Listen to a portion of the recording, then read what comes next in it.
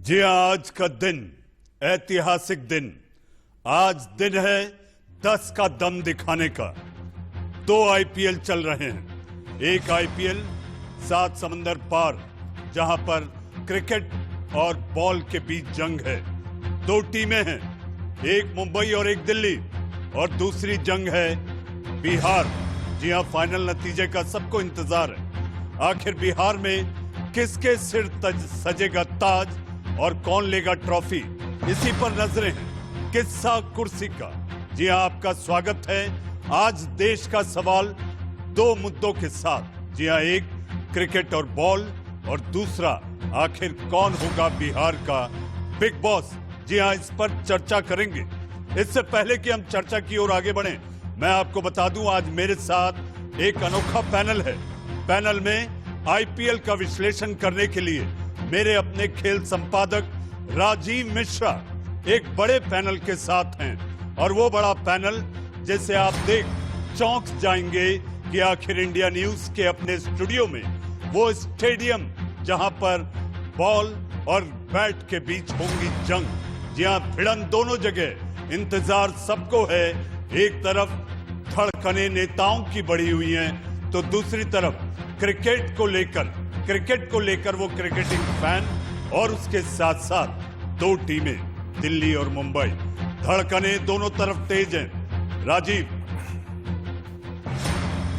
जी बिल्कुल मनीष जी, बिल्कुल ठीक कह रहे हैं आप। जिस तरह से धड़कने बिहार में इंडियन पॉलिटिक्स लीग में उन तमाम समर्थकों की बढ़ी हुई हैं जो कभी एनडीए को सपोर्ट कर रहे हैं, कुछ लोग महागठबंधन को सपोर्ट कर रहे हैं, और अभी तक पिक्चर क्लियर नहीं है। यानी कि बार बार ये डायलॉग ज़हन में आता है कि पिक्चर अभी बाकी है। वहीं पिक्चर की शुरुआत होनी है क्रिकेट के मैदान पर, जहाँ पर मुंबई और दिल्ली की टीमें आमने सामने होंगी। और यहाँ पर आपको एक अपडेट दे दें, ये अपडेट है, मुंबई 4 बार की जो चैंपियन टीम रही है, आईपीएल का खिताब जीत चुकी है। क्या 5वीं बार वो खिताब जीत पाएंगे? वहीं दिल्ली की टीम की बात करें तो अपना पहला फाइनल मुकाबला खेल रहे हैं, यानी कि हिस्ट्री क्रिएट करने के वो कगार पे हैं। इससे पहले आईपीएल के 12 सीजन हुए हैं, लेकिन दिल्ली कभी पहुंची नहीं थी फाइनल में। और एक अपडेट आपको और दे दें, टॉस जीता है दिल्ली की टीम ने और पहले बल्लेबाजी करने का फैसला। ये एक बड़ा फाइनल है और ये बड़ा फैसला हम कह सकते हैं, क्योंकि अगर बल्लेबाजी आप पहले कर रहे हैं तो एक बात तो तय है कि स्कोर बोर्ड पे जो भी रन आप लगाएंगे उस वहां तक पहुंचने के लिए मुंबई को बहुत संघर्ष करना पड़ेगा। और ये थोड़ा सा राजनीति के मैदान से अलग है, जहां पर वोटिंग हो जाती है, उसके बाद गिनती तय करती है कि मैच कौन जीता। क्रिकेट के मैदान पे आपको रन बनाने पड़ेंगे, और उस रन तक अगर विरोधी टीम नहीं पहुंचती तो फिर आप समझ सकते हैं कि चैंपियन कौन बनेगा। और इसी मुद्दे पे बातचीत भी कर लेते हैं थोड़ी। चेतू भाई, इंपॉर्टेंट टॉस जीता दिल्ली की टीम ने, बहुत इंपॉर्टेंट। कहते हैं ना, प्रेशर गेम के अंदर आप रन्स ऑन द बोर्ड हर समय अच्छा रहता है, क्योंकि देखिए दोनों टीम्स प्रेशर में है। मुंबई डिफेंडिंग चैंपियन है, उनके ऊपर ज्यादा प्रेशर है। दिल्ली चाहती है कि क्यों पहली बार पहुंचे, क्यों ना जीत हासिल की जाए। लेकिन प्रेशर गेम के अंदर हर समय ये हम चर्चा करते हैं, हम बात करते हैं कि आपको बल्लेबाजी करें, प्रेशर दूसरी टीम को रहने दें, क्योंकि चेजिंग हर समय मुश्किल रहेगी आपकी। बिल्कुल। और मनीष जी, हमारे साथ जो पैनल है और फैंस हैं, ये फैंस राजनीति के मैदान पर भी नजर रख रहे हैं, क्रिकेट के मैदान पे भी नजर रख रहे हैं। मनीष जी, तो आप इनसे डायरेक्ट इनके भी व्यूज आप ले सकते हैं। जी हम राजीव, मैं लगातार रोज आपके कार्यक्रम को देखता था, और आपके जो फैंस हैं उनको मैं निहारता भी था। मुझे पता है आपके साथ 3 फैंस बैठे हैं, पारुल, पायल और मानवी। मैं आप तीनों से पूछना चाहूंगा, राजीव अगर आप इजाजत दें तो मैं इनका क्विज लेना चाहूंगा। आपकी नजर में कौन जीतता दिखाई दे रहा है? रोज आप लोग टीम के प्रेडिक्शन करते थे, आज नेता के बारे में, राजनीतिक दल के बारे में आपकी भविष्यवाणी जानना चाहूंगा। पायल, पारुल और मानवी। हमें लगता है कि बहुत डिफिकल्ट है। कल से हमने जब शुरू किया था, जब हमने कल देखा था, तो ऑलमोस्ट नीतीश जी काफी नीचे थे। बिहार की पूरे जितनी जनता थी, उन्होंने उनको पूरी तरह हरा दिया था एक तरीके से। लेकिन आज जैसे वोटिंग शुरू हो गई है, पूरा पासा पलट चुका है, तो अब कुछ भी प्रिडिक्ट नहीं कर सकते। जैसे कि राजीव जी ने कहा था कि इंडियन प्रीमियर लीग और इंडियन पॉलिटिक्स लीग, ये ऐसी लीग्स है जिसके अंदर आप कुछ भी अनुमान नहीं लगा सकते। कोई भी कभी भी जीत सकता है, कोई भी कभी भी हार सकता है। दिस इज ऑल जी। पारुल, लेकिन एक मनीष जी बड़ी इंपॉर्टेंट चीज है जो मेरे जहन में आ रही है। आप नीतीश कुमार का जो व्यक्तित्व है वो देखें और रोहित शर्मा का व्यक्तित्व देखें, एक जैसा है। और आज मंगलवार के दिन ये दो कप्तान अलग अलग तरीके से अपनी टीम को आगे ले जा रहे हैं। नीतीश कुमार का एक्सपीरियंस वो दिखा रहा है कि एनडीए को वो कैसे आगे लेके गए। वहीं दूसरी तरफ रोहित शर्मा जो 4 बार के चैंपियन है वो बिल्कुल डिफरेंट रोल में नजर आएंगे। और ठीक उसी तरह से आप दूसरी तरफ जाएं, श्रेयस अय्यर जो दिल्ली टीम के कैप्टन है, यंग है, युवा है और बहुत जोश में नजर आ रहे हैं। जिस तरह से तेजस्वी जोश में नजर आए थे जब सर्वे आए थे, यानी ओपिनियन पोल जब आए थे। तो ये बड़ा जो इंपॉर्टेंट फैक्टर है जो राजनीति के मैदान और क्रिकेट के मैदान पे एक साथ हम देख रहे हैं। राजीव, मैं आपसे कहना चाहूंगा, आपने कैप्टन नीतीश कुमार की बात की, लेकिन उनके साथ एक सुपर कैप्टन भी है जिसका नाम देश का बड़ा प्रधान यानी कि प्रधानमंत्री नरेंद्र मोदी का भी नाम है। तो बैटिंग नीतीश कुमार कर रहे थे लेकिन स्ट्रैटेजी सुपर कैप्टन दे रहा था। बिल्कुल, और ऐसा लग रहा है रिकी पॉन्टिंग की भूमिका में थे। जिस तरह दिल्ली की टीम के लिए कोच की भूमिका होती है, तो हेड कोच तो नहीं, कहीं नहीं आप कह रहे हैं कि हेड कोच जो होते हैं वो डगआउट में बैठ के सारी रणनीति बनाते हैं। और कुछ उसी तरह का समीकरण नजर आया आपको लग रहा है जेडीयू और बीजेपी के बीच में। और बीजेपी ऐसा लग रहा है सीनियर एक टीम लीडर के तौर पे बीजेपी आई है इस बार। जेडीयू जिस तरह से पीछे गई है, क्योंकि पिछला इलेक्शन थोड़ा बहुत मैं भी फॉलो करता हूं मनीष जी, और तब मैंने देखा कि जेडीयू बड़े भाई की भूमिका में थी और अब बीजेपी ऐसा लग रहा है लीड कर रही है। और ये किस तरह से कई संकेत आप देख रहे हैं राजनीति के मैदान पर? जी, आपके टेलीविजन स्क्रीन पर आप देख सकते हैं एनडीए को रुझानों के मुताबिक 121 सीटें, एमजीबी यानी महागठबंधन को 114, एलजेपी 0 यानी कि चिराग जलाने गए थे अपना चिराग, बुझ गया उनका चिराग, और अन्य के खाते में 8 सीटें जाती दिखाई दे रही हैं। पारुल, मैंने आपसे सवाल किया था, आपकी नजर में कौन होगा बिहार का बिग बॉस?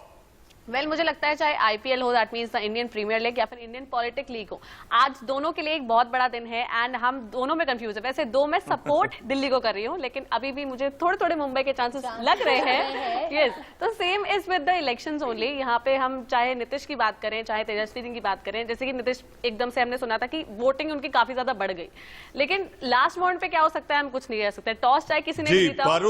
पारुल, हमारे इस पैनल में एक ऐसा मेहमान बैठा हुआ है जिसके नाम हैट्रिक के लिए उनकी अपनी पहचान है दुनिया में, जिसने अपने कीर्तिमान स्थापित किए। ऐसे चेतन शर्मा जी हमारे साथ हैं। चेतन जी, नीतीश कुमार की हैट्रिक तो हुई, चौथी बार क्या लगता है आपको? जरूर होनी चाहिए। देखिए, मोदी जी का साथ है, मोदी है तो मुमकिन है, तो तभी हम दिल्ली को सपोर्ट कर रहे हैं। तो मोदी जी भी दिल्ली में बैठे हैं तो कोई चिंता नहीं है। तो आज दिल्ली ऑल द वे है, आप उसकी चिंता बिल्कुल मत कीजिए, रुझान आने दीजिए। आप देखिए एनडीए जैसे जैसे समय बीतेगा एनडीए की सीढ़ी दर सीढ़ी चढ़ता चला जाएगा, तो उसमें मुझे कोई मतलब शंका नहीं है। हाँ, आईपीएल के मैदान में थोड़ा सा शंका ये है कि पहली बार दिल्ली उतरी है वहां पर, मतलब वहां पहली बार मुंबई के खिलाफ जो 4 बार के चैंपियंस हैं, कहते हैं ना nothing to lose everything to gain वाली स्थिति में दिल्ली कैपिटल्स है। तो लेट्स होप कि आज दुबई में भी दिल्ली का झंडा बुलंद रहे। बिहार में तो ऑटोमेटिकली दिल्ली का झंडा बुलंदी है, उसमें मुझे कोई डाउट ही नहीं है। जी चेतन जी, आपने अपनी राय दी। हमारी एक फैन बची हुई है मानवी, आपको क्या लगता है कौन बनेगा बिहार का बिग बॉस? वहां भी एक क्रिकेटर है, युवा नेतृत्व और नई पैकेजिंग है उसके पास, वो भी क्रिकेटर है। क्रिकेटर खेलने दुबई नहीं गया लेकिन बिहार की पिच पर खेलता रहा।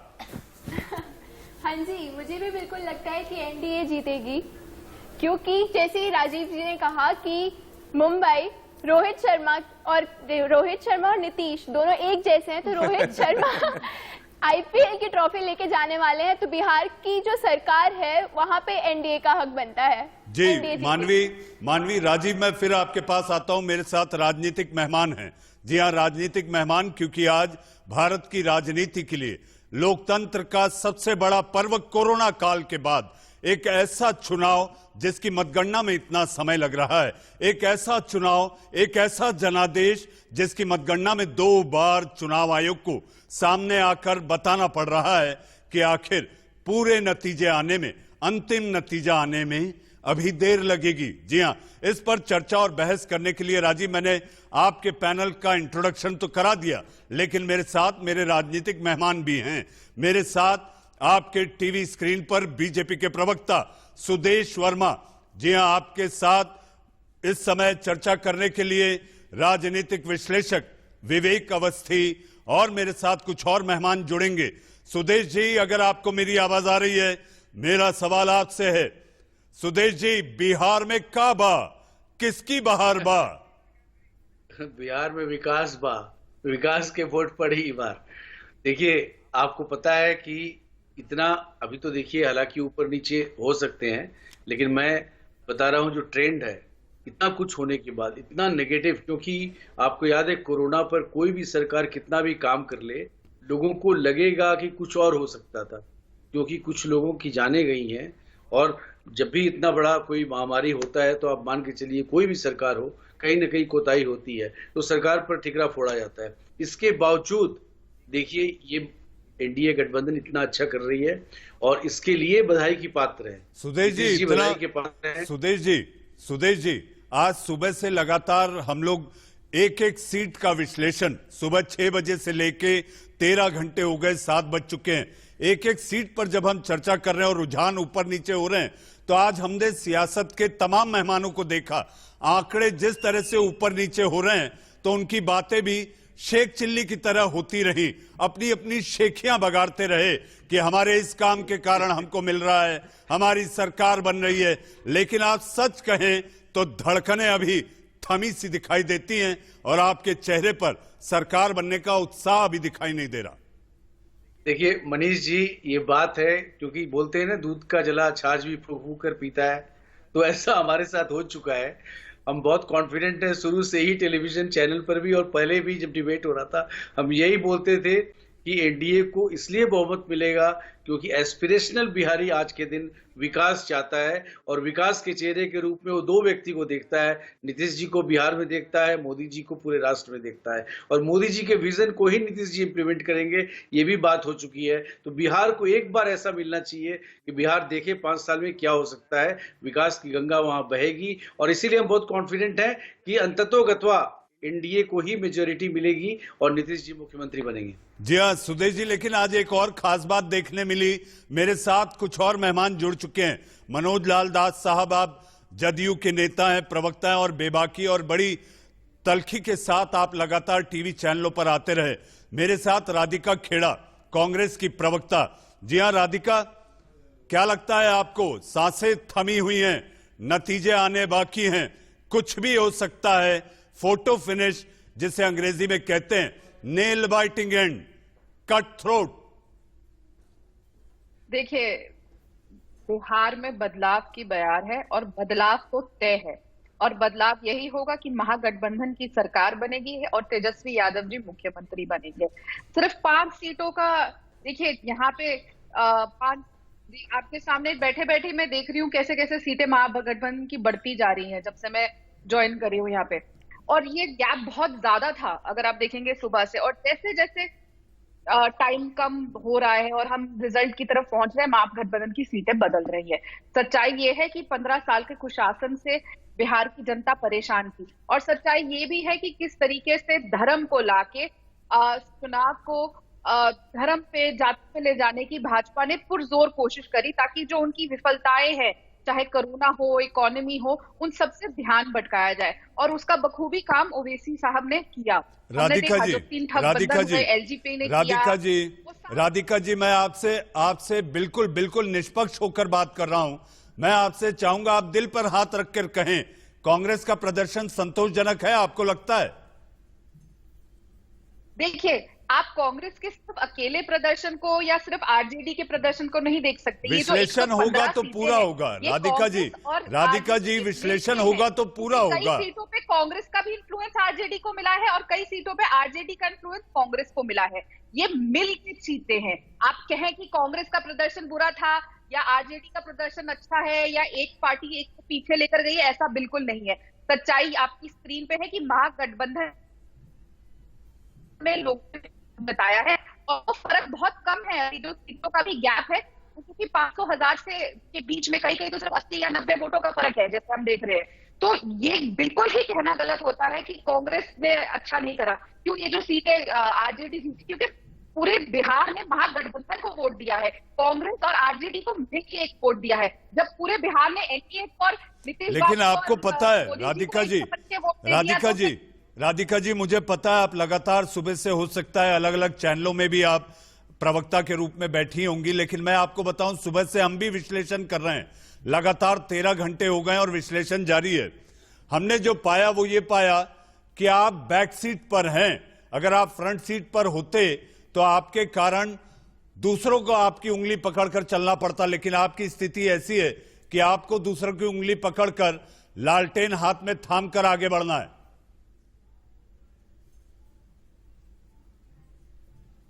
राधिका जी से हमारा संपर्क नहीं हो पा रहा है। हमारे साथ विवेक अवस्थी जी हैं। विवेक जी से भी संपर्क नहीं। विवेक जी, अगर आपको मेरी आवाज आ रही है। विवेक जी, मेरा सवाल आपसे जो मैं राधिका से पूछ रहा था। जी, आपकी बुलंद आवाज आ रही है मेरे पास। जी, बहुत बहुत आभार और साधुवाद आपका। मैं राधिका से जो सवाल पूछा विवेक भाई, मैं चाहता हूं कि इसका विश्लेषण आप करें। मैं ये कतई नहीं कह रहा कि आपकी भूमिका कांग्रेस वाली होगी, लेकिन एक राजनीतिक विश्लेषक के रूप में जो सवाल मैंने राधिका से किया, मैं चाहूंगा कि आप बताएं कि कांग्रेस ये मानने को तैयार नहीं है। वो कह रही है कि हम साथ मिलकर लड़े, तो ये विश्लेषण करने की जरूरत नहीं कि हम कहां और आरजेडी कहां।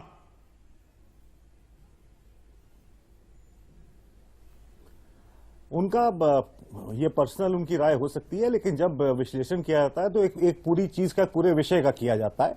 पोस्टमार्टम किया जाता है तो पूरे एक विषय का किया जाता है। उसमें ऐसा नहीं कह सकते कि जिस तरह की वो बात कर रही है वो मान्य नहीं है। सीधी सी बात है कि अगर महागठबंधन की सरकार किसी भी कीमत पे मनीष भाई नहीं बन पाती है, मेजोरिटी से दूर रहते हैं, तो साफ साफ ब्लेम उसका जो है वो कांग्रेस के ऊपर आएगा। ये लाजमी सी बात है।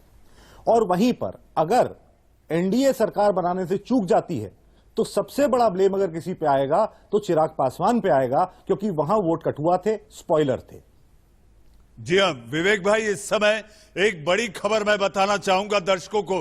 इस समय की बड़ी खबर है, महागठबंधन ने एनडीए को बहुमत के आंकड़े को छूने से रोक रखा है। पिछले 1 घंटे से लगातार जो नतीजे और रुझान सामने आ रहे हैं उसके मुताबिक एनडीए बहुमत के आंकड़े से अभी भी दूर है। इस सूरत में मेरे साथ कुछ और मेहमान जुड़ चुके हैं आपकी टीवी स्क्रीन पर। सुनीत चोपड़ा साहब, जी हां, 6 दशक से ज्यादा का सियासत का अनुभव, आपने राजनीति को पनपते देखा। सुनीत जी, मैं आपके पास आऊंगा। इस समय की बड़ी खबर, महागठबंधन ने 115 के बाद खुद के साथ साथ बहुमत के आंकड़े को छूने के लिए एनडीए को रोक रखा है। 116 पर महागठबंधन और एनडीए 119 पर।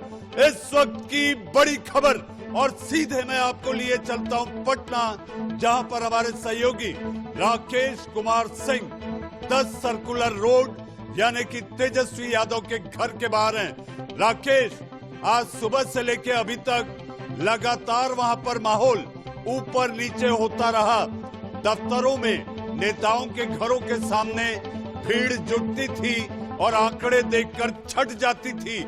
अब क्या माहौल है बताइए, और तफसील से बताइए कि वहां पर आखिर अब लोग क्या कह रहे हैं। देखिए मनीष जी, 10 सर्कुलर रोड के बाहर का दृश्य है। यहाँ पर जिस तरह से जो टैली में अप और डाउन हो रहा था, यहाँ पर लोगों की धड़कनें, जो राजद के समर्थक थे उनकी धड़कनें ऊपर नीचे हो रही थी। यहाँ पर जैसे ही टैली में बढ़ोतरी होती है, लगातार जो है राजद के कार्यकर्ता यहाँ नारेबाजी करने लगते हैं। और अंदर जो कि मनोज झा हैं, जो राज्यसभा सांसद हैं राजद के, वो हर एक घंटे पर बाहर आते हैं और जो समर्थक हैं उनसे अनुरोध करते हैं कि आप लोग शांति बनाए रखें, जीत जो हो महागठबंधन की होगी। साथ ही साथ उन्होंने एक गंभीर आरोप लगाया एनडीए पर, खासतौर पर सीएम नीतीश कुमार पर, कि कुछ अधिकारियों को फोन किया जा रहा है। लेकिन रही बात यहाँ के जो वस्तु स्थिति की, ग्राउंड जीरो की, यहाँ पर आप देखिए, जिधर देखिए जो राजद समर्थक यहाँ पर लगातार बने हुए हैं। आप बताइए कहाँ से आए? हम लोग फतुहा से आए हैं, फतुहा विधानसभा से। क्या उम्मीद लेकर आए हैं? बिल्कुल, हम औरंगाबाद डिस्ट्रिक्ट से आए हैं और वहाँ पर पूरा आरजेडी पूरा महागठबंधन जीत चुकी है। वहाँ पर पूरा सफाया हो चुका है बीजेपी का, और मैं जीत का जश्न मनाने यहाँ पर आया हूँ। और बिल्कुल जिस तरह से धीरे धीरे स्ट्राइक रेट बढ़ रहा है। देखिए मनीष जी, ये औरंगाबाद 158 किलोमीटर की दूरी है, वहाँ से आए हैं यहाँ जश्न मनाने के लिए। आप बताइए। देखिए उम्मीद तो काफ़ी है, पहले से बहुत लोग पहले निराशा थी कि मतलब कि नहीं हो रही है, लेकिन अब धीरे धीरे ऐसा लग रहा है कि उन्हीं की सरकार बनेगी। और पहले से काफ़ी जो एजुकेशन। अच्छा आप बताइए कहाँ से हैं? विक्रम से हैं हम, और इस बार एकदम तेज रफ्तार से गाड़ी चल रहा है। रफ्तार से चल रहा है। राकेश, मनीष जी, राकेश क्या इनको पता है? राकेश इनसे पूछिए, क्या इनको पता है कि नतीजे देर रात तक आएंगे? पता है कि नतीजे देर रात तक? जी देर रात तक आएंगे। और आप लोग यहाँ जमे रहेंगे? जी बिल्कुल जमे रहेंगे हम लोग। हाँ, अगर नतीजे देर रात तक नहीं आनी होती तो इलेक्शन कमीशन ये मैसेज नहीं स्प्रेड करता। तो मैंने आपको क्या उम्मीदें हैं? सर उम्मीद हमें क्या, पूरी मीडिया कर्मी को उम्मीद है। अगर उम्मीद नहीं होती तो आज ये आपका जो न्यूज चैनल है यहाँ नहीं होता। आप धोनी की बात कर रहे थे?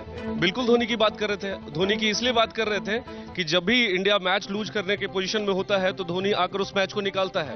इस बार तेजस्वी की उम्मीद बिल्कुल कंपैरिजन किया गया है मिस्टर धोनी से, बिकॉज जब भी नीतीश कुमार ने अग्रेसिव स्टेटमेंट दिया, इन्होंने कभी भी उसका उलट जवाब नहीं दिया। राकेश मेरा सवाल आपसे है। एक तरफ आत्मनिर्भर एनडीए, आत्मनिर्भर बीजेपी आगे बढ़ती हुई, दूसरी तरफ मनोज झा एक एक घंटे में आकर आत्मविश्वास और मनोबल बढ़ाते हैं। मैं पूछना चाहूंगा, राकेश कुमार सिंह की नजर में क्या होने वाला है बिहार में? देखिए मनीष जी, जिस तरह से आपने देखा था कि जब आपके साथ चर्चा में हम लोगों ने हिस्सा लिया था तो ग्राउंड जीरो की स्थिति आपको बताया था कि यहाँ पर कड़ी टक्कर है, लेकिन इस तरह की टक्कर हमें भी उम्मीद नहीं थी।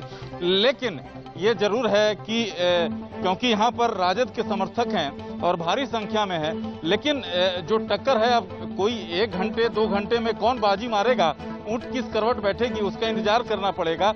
लेकिन आप जानते हैं मनीष जी कि स्थिति क्या होने जा रही है। जी राकेश, हम लगातार आपके पास आते रहेंगे। और पटना में 1 अणे मार्ग और 10 सर्कुलर रोड, ये 2 ऐसे पते हैं जिस पर सबकी निगाहें टिकी हैं कि आखिर लालटेन जलेगी कहां, और लालटेन जलेगी तो उससे बिहार प्रकाशित होगा क्या। जी हाँ, इस वक्त की बड़ी खबर रुझानों में महागठबंधन 116 सीटों पर आगे, केवल 3 सीटों का अंतर। एनडीए 119 पर और बहुमत के आंकड़े से पिछड़ता हुआ एनडीए। इस वक्त की बड़ी खबर, महागठबंधन 1-1 सीटें आगे बढ़ते हुए और एनडीए 1-1 सीटें कम होते हुए। इस वक्त की बड़ी खबर। जी हाँ, इस बड़ी ब्रेकिंग के साथ अब वक्त है एक छोटे से ब्रेक का। मेहमानों का पैनल बना हुआ है, मुझे सुनीत चोपड़ा साहब और मनोज लाल दास साहब के पास भी जाना है। नीतीश कुमार से मिलने पहुंच रहे हैं बीजेपी नेता सुशील मोदी, नीतीश से मिलने पहुंचे, साथ ही संजय जायसवाल, नित्यानंद राय के भी साथ होने की जानकारी।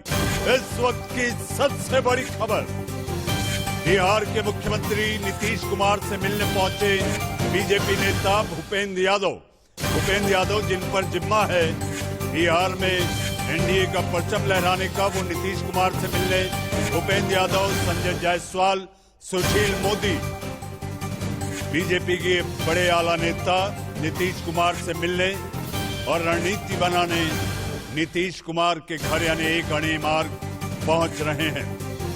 इस वक्त की सबसे बड़ी खबर, आपके टीवी स्क्रीन पर एनडीए को 120 सीटें, महागठबंधन को 115। महागठबंधन की बढ़ती सीटों के रुझान से एनडीए के बहुमत के आंकड़े के छूने को रोक रखा है।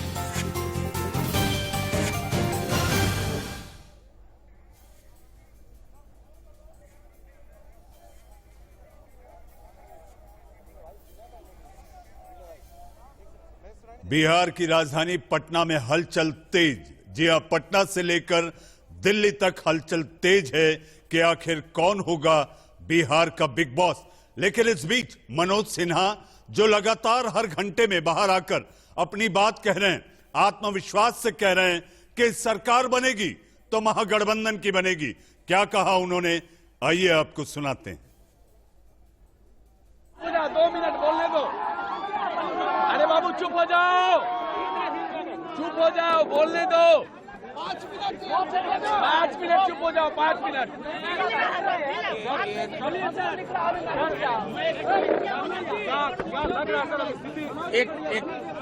अरे 1 मिनट मुझे बोलने दीजिए, फिर पूछिएगा। स्थिति बदली नहीं, बदलाव की ओर है, ये बात तो स्पष्ट तौर पे कहूँ। आप आंकड़ा देख लीजिए, बराबर बराबर का आ रहा है, सब लो मार्जिन है और हमारा स्ट्राइक रेट सबसे बेहतर जा रहा है। ये तो मैं कह रहा हूँ साफ तौर पे। सियासत वाली पिच पर मनोज झा का ये कहना है कि हमारा स्ट्राइक रेट बेहतर जा रहा है, यानी हमारी बल्लेबाजी दूसरों से बेहतर है। जी हाँ, मेरे साथ मेरे सहयोगी आदित्य नायर, जी हाँ आदित्य नायर जुड़े हैं। आदित्य से बात करने के बाद हम चलेंगे मेहमानों के पास।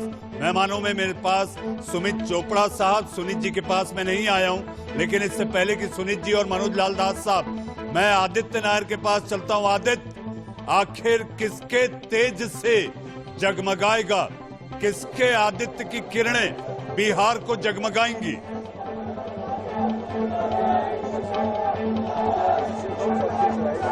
जी बिल्कुल, यही सबसे बड़ा सवाल है। मैं अभी बीजेपी के हेडक्वार्टर्स में खड़ा हूँ जो नई दिल्ली में, और मैं आपको ये दृश्य दिखा दूं कि यहाँ पे जो समर्थक है, बीजेपी के जो सपोर्टर्स हैं, जो कार्यकर्ता है, उनकी अगर हम माने तो उनका कहना यही कि बीजेपी ही सिंगल लार्जेस्ट पार्टी बनेगी। पर पिछले अगर 1.5 घंटे में हम जो रुझान है उसको देखें तो यही पता लग पा रहा है कि 126 और 111 के आसपास चल रही थी एनडीए, 126 के आसपास थी। अब जो है उनके लीड कहीं ना कहीं कम होगी, 120 के आसपास हो गई। महागठबंधन के जो लीड है वो बढ़कर 115 के आसपास पहुंच चुका है। सबसे बड़ी बात यहाँ पे ये कि जैसे कहा जा रहा था कि अपने कैमरामैन से कहें कि आपके पीछे क्या हो रहा है, इसका नजारा दिखाएं, और कौन बड़े नेता आने वाले हैं, पहुंचने वाले हैं या पहुंच गए।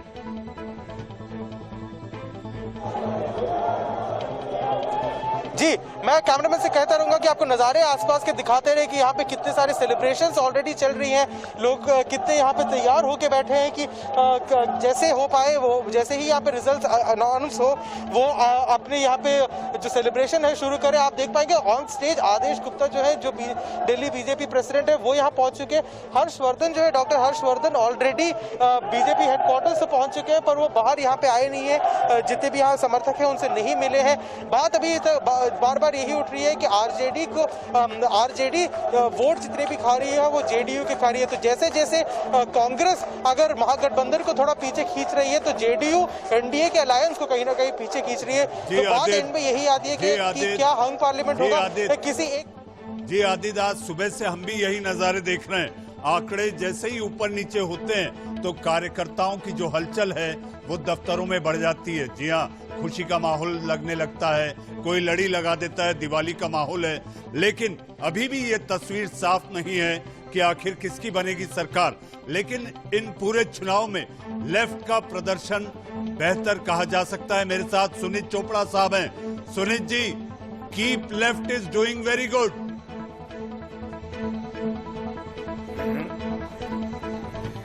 It is. आप सोच लीजिए, विभूतिपुर की सीट वो लोग 42,000 की मार्जिन से जीते हैं। अभी जेएनयू के स्टूडेंट लीडर जो थे वो जीत गए हैं पालीगंज को, और सीपीआई की 2 सीट्स की मेरे पास न्यूज है अभी।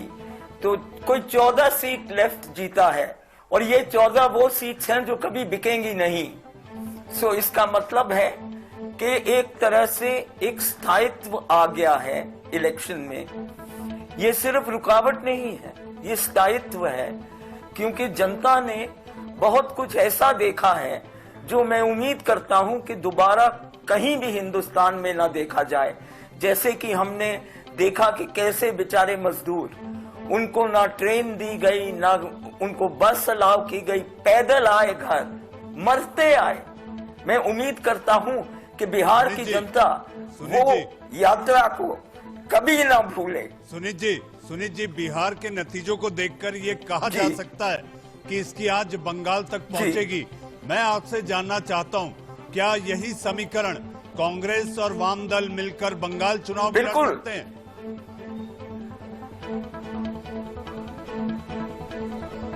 मेरी समझ है कि जो आपका महागठबंधन है उसने एक बड़ी अच्छी चीज की है। उसने एक व्यापक एकता कायम की जो CPI-ML से लेके RJD तक है। उसका मतलब है कि उसने जनता की एकता कायम की, जबकि दूसरी तरफ हम देख रहे हैं ओवैसी भी लगा दिया, LPJ भी लगा दिया, अपने ही लोगों को काटने के लिए लोग लगाए गए। तो ये टुकड़े टुकड़े गैंग जो है इसने बिहार का नुकसान किया है। कोई मनोज लाल दास साहब भी हैं। मनोज जी, आखिर ऐसा क्या हो गया? अंत भला तो सब भला, लेकिन भला होता दिखाई नहीं दे रहा।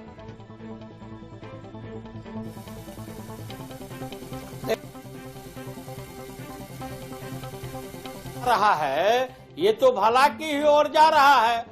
बार बार आप खुद बता रहे हैं कि कई जगहों पर टक्कर है 200, 250, 500 के भीतर में। तो हम जो उस स्थिति पर पहुंचे हैं तो यहाँ पर अब तो समय तो थोड़ा लगेगा ही, और 1 घंटा के भीतर जो है हम पूरी तरह से चले जाएंगे। देखिए, कांग्रेस महागठबंधन वाले ने तो अपनी हार स्वीकार कर लिया, उसी समय स्वीकार कर लिया जब उसने EVM पर आरोप लगा। क्या वाकई उसी समय उन्होंने स्वीकार कर लिया जब। मनोज जी, आप कह रहे हैं कि 1 घंटे में तस्वीर साफ हो जाएगी, नतीजे आ जाएंगे। इलेक्शन कमीशन कह रहा है देर रात लगेगी। क्या वाकई आपकी रिटर्निंग ऑफिसर से बात चल रही है? देर रात लगेगा? मैंने मेरा कहने का मतलब ये है कि 1 घंटे के भीतर जो आप उसको देख रहे हैं, रुझान पर जो कर रहे हैं, वो रुझान पूरे क्लियर के साथ सामने चला आएगा। और रिटर्निंग अफसर से इसमें आप क्या बात कर पाइएगा? रिटर्निंग अफसर पर ये तो देखिए, आरोप लगाने के लिए तो आप कहीं पर भी कुछ आरोप लगा सकते हैं, बिना आरोप लगाना सबसे आसान होता है, और खासकर सियासत में तो ये बहुत सहूलियत का काम माना जाता है। सुदेश वर्मा जी हमारे साथ है। सुदेश जी, आखिर प्रधानमंत्री नरेंद्र मोदी का जादू चला, देश के मुद्दे, राष्ट्रवाद के मुद्दे काम कर गए आपके लिए, लेकिन नीतीश के किए काम, एंटी इनकम्बेंसी साफ दिखाई दी उनके लिए।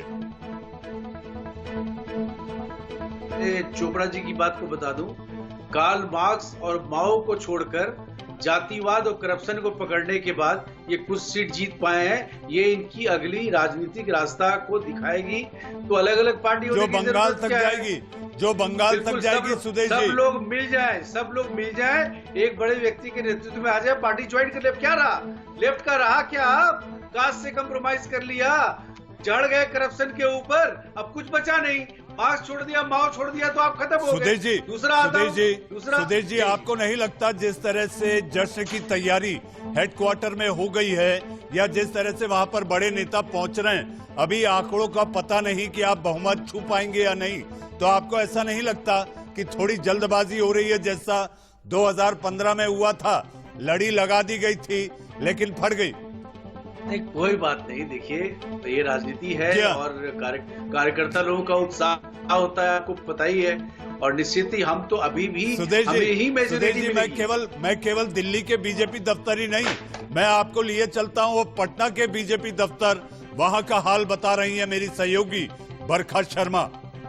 इस वक्त मैं मौजूद हूँ। आपको लग रहा होगा कि हर पार्टी ये सोच के कहीं ना कहीं बैठी हुई है कि जीत उसी की हो रही है, लेकिन बीजेपी की अगर हम बात करते हैं तो सबसे बड़ी पार्टी बनकर उभर रही है।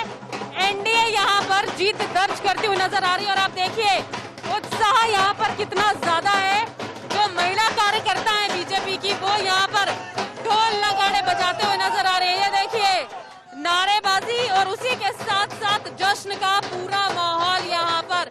देखिए, इलेक्शन कमीशन की ओर से कहीं ना कहीं स्पष्ट जरूर किया गया है कि अभी रात तक का इंतजार करना होगा, लेकिन ढोल नगाड़ों की जो थाप है उसमें कोई कमी नहीं है। जो कार्यकर्ता उनसे थोड़ी सी बात भी हम यहाँ पर कर लेते हैं। तो जीत एकदम पक्की मान ली, इलेक्शन कमीशन ने कहा है थोड़ा इंतजार कर लीजिए, लेकिन नहीं, सबसे बड़ी पार्टी और जीत पक्की। देखिए, सबसे बड़ी पार्टी बनकर हमारी पार्टी उभरी है, इस बात का हम जश्न मना रहे हैं।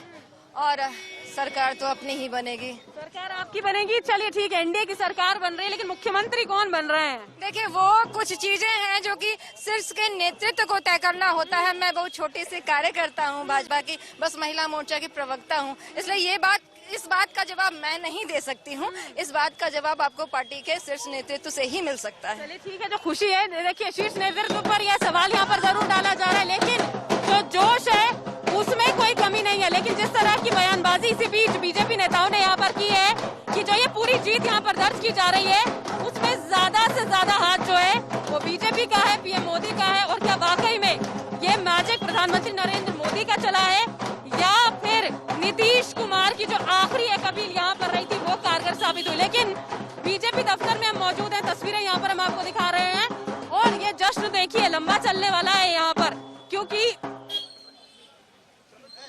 और उसी के साथ साथ देखिए ये जश्न लंबा जाहिर तौर पर यहाँ चलेगा और आप कुछ ही वक्त और जब इंतजार करेंगे तस्वीर बिल्कुल पूरी तरह से स्पष्ट जरूर हो जाएगी। लेकिन उसी के साथ साथ सवाल बहुत सारे यहाँ पर हैं, क्योंकि अब क्या वाकई में किसी तरह का कोई बदलाव देखने को मिलेगा? क्योंकि जिस तरह के बयान यहाँ पर सामने आए बीजेपी के नेताओं की ओर से, उन्होंने कहीं ना कहीं संशय खड़ा कर दिया है कि मुख्यमंत्री का चेहरा एनडीए के लिए कौन होने वाला है। लेकिन जब सबसे बड़ी पार्टी बीजेपी यहाँ पर बन रही है तो जोश होना, इतना ज्यादा उत्साह होना तो लाजमी हो जाता है। और शायद यही वजह है कि जो कार्यकर्ता हैं वो इस तरह से ढोल नगाड़ों के थाप पर जश्न मना रहे हैं, उत्साह में नजर आ रहे हैं। कैमरा पर्सन पंकज के साथ में बरखा शर्मा, इंडिया न्यूज, पटना। देखिए, आपने देखा बरखा की रिपोर्ट, ये बीजेपी दफ्तर का हाल था। जी आप बरखा आपको बताएंगी कि आखिर आरजेडी के दफ्तर में, क्योंकि आंकड़े बिल्कुल आसपास हैं, एक साथ आसपास खड़े हैं, थोड़ा ऊपर थोड़ा नीचे। आइए आरजेडी के दफ्तर का क्या नजारा है, बरखा शर्मा बताएंगी। आरजेडी दफ्तर की जो तस्वीरें हैं, देखिए आरजेडी दफ्तर की तस्वीरें देख लीजिए जरा आप। यहाँ पर शोर, सारे के सारे जो सपोर्टर्स हैं, कार्यकर्ता हैं, वो यहाँ पर जुटे हुए हैं और एक बड़ी सी स्क्रीन पर यहाँ पर बाकायदा जो चुनावी नतीजे हैं उनको यहाँ पर देख रहे हैं। और आप खुशी देखिए, शोर देखिए, जश्न देखिए, उत्साह देखिए। आप जीतते हैं, मतलब ये जो पूरा का पूरा परिणाम है एक क्रिकेट मैच की तरह कहीं ना कहीं समझ में आ रहा है। आप देखिए इतना ज्यादा उत्साह है कि आखिर ओवर तक जो एक पूरी दिलचस्पी यहाँ पर मैचेस की होती है वो बनकर रह गई है। हर एक पार्टी जो है वो ये दावा कर रही है कि जीत जो है वो हमारी होगी। महागठबंधन कह रहा महागठबंधन की जीत होगी, एनडीए कह रहा उसकी जीत होगी और जो कांटे की टक्कर है वो बराबर यहाँ पर जारी है। तस्वीरें एक बार फिर देख लीजिए आप, ये शोर और ये उत्साह ये तेजस्वी के लिए है कि तेजस्वी यादव मुख्यमंत्री बनने वाले हैं और उसी के साथ साथ बिहार की जो अब भविष्य है बिहार का उसको बदलने वाले हैं, युवाओं का भविष्य बदलने वाले हैं, महिलाओं का, पूरी जनता का भविष्य यहाँ पर बदलने वाले हैं। ये मानना है यहाँ पर मौजूद तमाम उन समर्थकों का जो यहाँ पर तेजस्वी का समर्थन पूरे चुनाव में यहाँ पर करते रहे। और एक बार फिर से वही तस्वीर दिखाती हुई ये भीड़ है, देखिए। लेकिन जिस तरह मैंने जिक्र किया कि एक मैच की तरह पूरा का पूरा ये इलेक्शन अब होता जा रहा है, लेकिन इस मैच की आखिरी बॉल पर छक्का मारकर जीतने कौन वाला है इस पर निगाहें लगातार हमारी बनी हुई है। कैमरा पर्सन पंकज के साथ में बरखा शर्मा, इंडिया न्यूज, पटना। जी हाँ, नतीजों को लेकर सुबह से लेकर अभी तक नारे भी हैं, नखरे भी हैं और नाटक आपने देखा कि किस तरह से जारी है। मेरे साथ मेहमानों का पैनल बना हुआ है, राधिका खेड़ा। राधिका जी, मेरा सवाल आपसे है। जी हाँ, आपने देखा कि कशमकश, धड़कने ऊपर नीचे, आपको क्या लगता है कि कांग्रेस के लिए संगठनात्मक तौर पर आत्मचिंतन का वक्त आ गया है? ये आत्मचिंतन तो हमेशा जरूरी है। जब भी आप चाहे जीते या हारें, जो भी नतीजा हो, हर चुनाव के बाद आत्मचिंतन किया जाता है कि और बेहतर कैसे किया जा सकता है। और मैं अभी भी एक बात दोहराऊंगी, अभी भी 1 करोड़ के करीब वोटों की गिनती रह गई बाकी है। अभी भी हम देख रहे हैं कभी स्क्रीन पे कुछ बढ़ता है, कुछ घटता है।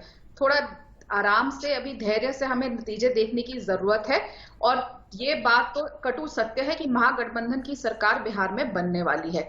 जिस तरीके से हमने जब शाम को में डिबेट पे बैठना शुरू हुई थी तो महागठबंधन 90, 95, 96 पे थी, करते करते 115, 116 पे तो आ गए। राधिका जी, ये सत्य कटु नहीं हो सकता। तब तक हम राधिका जी, अगर महागठबंधन की सरकार बनने वाली है तो ये सत्य कटु नहीं हो सकता, मीठा सत्य है ये।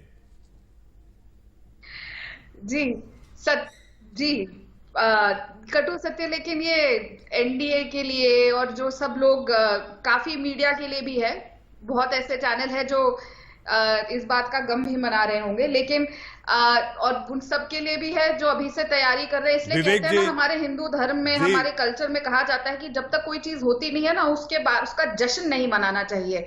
और भाजपा पिछले 2-3 बार से ऐसा ही करते आ रहे हैं, वो पहले जश्न मना लेकिन रहे थे, आज सुबह से राधिका जी मैंने देखा है, राधिका जी आज सुबह से मैंने देखा है, दल राजनीतिक दल कोई भी हो, चाहे आपका दल हो चाहे कोई और दल हो, मैंने नेताओं को सुबह से आंकड़ों के आधार पर शेखी बगाड़ते देखा है। आप धैर्य और संयम की बात कर रही हैं। सुदेश जी आप छोटा कमेंट दें, फिर मैं विवेक अवस्थी जी के पास जाऊं। सुदेश जी की जो कविता है उस प्रिंसिपल पर भरोसा रखते हैं, न हार में न जीत में किंचित नहीं विचलित में, कर्तव्य पथ पर जो मिला ये भी सही वो भी सही। हम राजनीति में रहने वाले हैं, कोई आज के नहीं है, लेकिन हमें लगता है कि सरकार नीतीश जी के लीडरशिप पे बनेगी एनडीए की। हम आंकड़ों के बहुत क्लोज है। जो 200-500 के फिगर्स की आप बात करें, आपके फेवर में हो सकता है तो हमारे फेवर में भी हो सकता है। अगर हमने छक्का मारा तो सुदेश जी आज मंगल किसका होगा, मारेंगे तो नहीं पहुंचेंगे। सुदेश जी आज किसका मंगल होगा और मंगल किस पे भारी होगा ये अभी भी साफ नहीं है, इसमें वक्त लगेगा, देर रात होगी। विवेक अवस्थी जी छोटा सवाल छोटा जवाब, चिराग बुझाने गए थे खुद बुझ गए।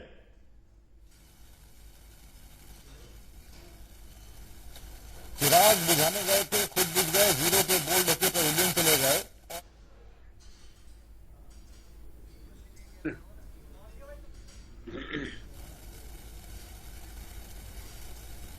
जी मनोज जी अभी भी आप आश्वस्त हैं, सरकार आपकी बन रही है, लेकिन आप बहुमत के आंकड़े को छू नहीं पा रहे रुझानों में, महागठबंधन ने रोक रखा है आपको।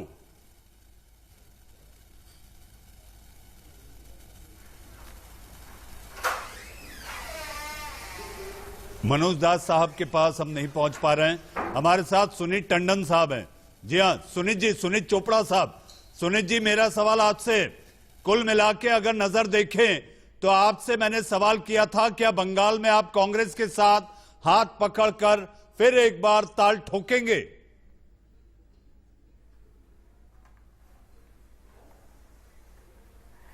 जो भी हिंदुस्तान की जनता को एक सही राजनीति देने के लिए रास्ता होगा हम उसको अपनाएंगे।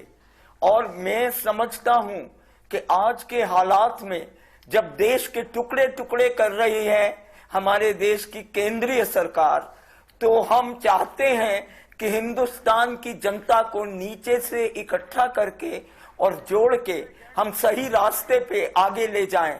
ये कोई एक्सीडेंट नहीं है कि 1857 की लड़ाई जहां हुई थी बक्सर एरिया में, वहां से ही लाल झंडा उठ के आया है। जी सैकड़ों सालों की लड़ाई साम्राज्यवाद के खिलाफ बिहार में आज भी लड़ी जा रही है। सुनीत जी झंडा राष्ट्र का ऊपर रहे, ये हम सबकी कामना और मंगल कामना हमेशा से रही है।